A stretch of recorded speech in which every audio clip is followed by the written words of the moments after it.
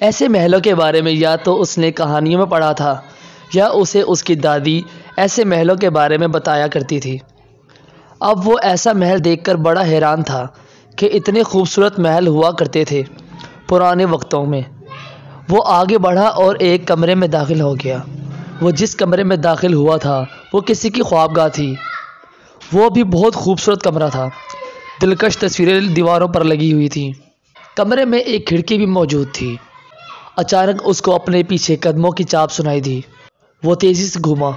پیچھے وہی لالٹن والا لڑکا ہاتھ میں ٹرے لیے اندر آ رہا تھا۔ ٹرے میں ایک سراہی اور گلاس رکھا ہوا تھا۔ ارے بھائی صاحب، آپ کہاں غائب ہو گئے تھے؟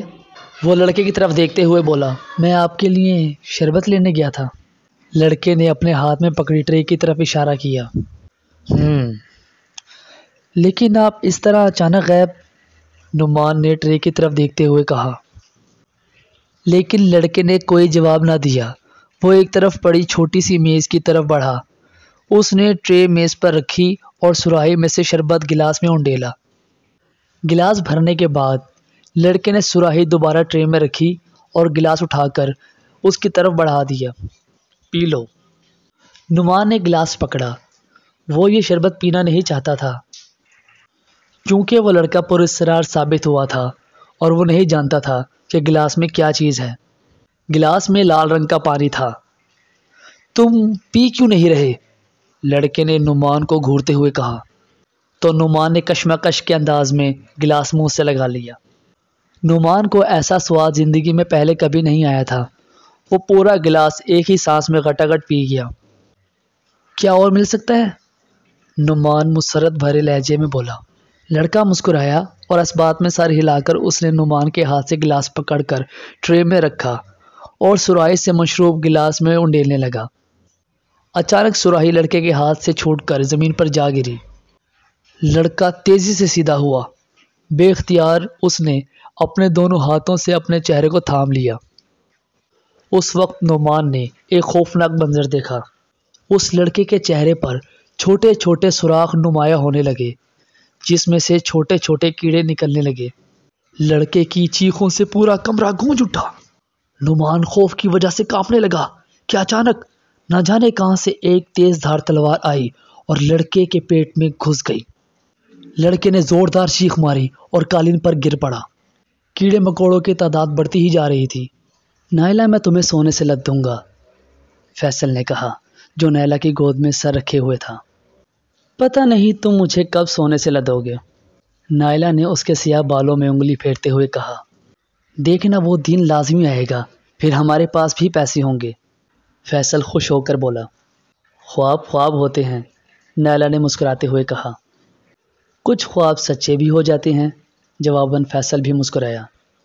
ہاں لیکن غریبوں کے خواب کہاں پورے ہوتے ہیں، نائلہ غمزدہ لہجے میں بولی۔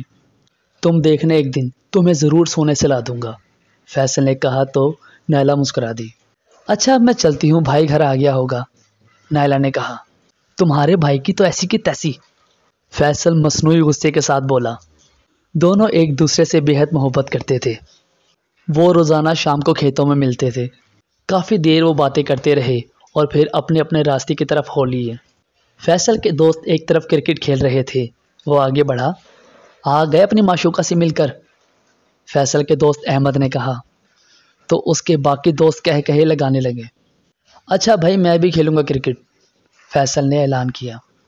لیکن ہاں بولنگ کرنی پڑے گی، اس کے دوست عمر نے کہا۔ میں تو بیٹنگ کروں گا، فیصل نے کہا کیونکہ وہ بیٹنگ میں بہت اچھا تھا۔ تم بولنگ کیوں نہیں کرو گے؟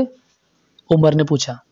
کیونکہ مجھے بولنگ آتی نہیں، فیصل نے ایسے انداز میں کہا کہ عمر کے علاوہ اس کے باقی سارے دوست ہنس پڑے۔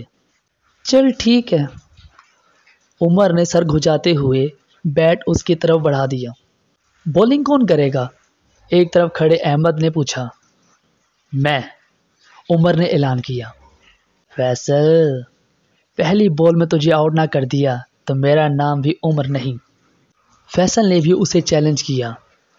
وہ اپنی جگہ پر آیا اور دونوں ہاتھ مضبوطی سے بیٹ پر جمائے۔ عمر نے فیصل کو گھورا اور گیند پھینکنے کے لیے بھاگا۔ اس نے ہاتھ گھما کر گیند پھینکی گیند پاس آنے پر فیصل نے تیزی سے بیٹ گھمایا اور گیند کافی اونچی اچھلی اور اس محل میں جا گری۔ او مارا چھکا، فیصل چلایا۔ فیصل کے سارے دوست عمر کا مذاق اڑانے لگے۔ بھائی چھکا تو مار لیا تو نے، مگر وہاں سے گیند کون لائے گا؟ عمر نے اپنی ہار مانتے ہوئے کہا۔ میں لاؤں گا، فیصل نے بیٹ والا ہاتھ بلند کرتے ہوئے کہا۔ پاگل ہو گیا تو؟ عمر نے کہا۔ جانتا نہیں تو کتنا خطرناک اور پراسرار محل ہے یہ؟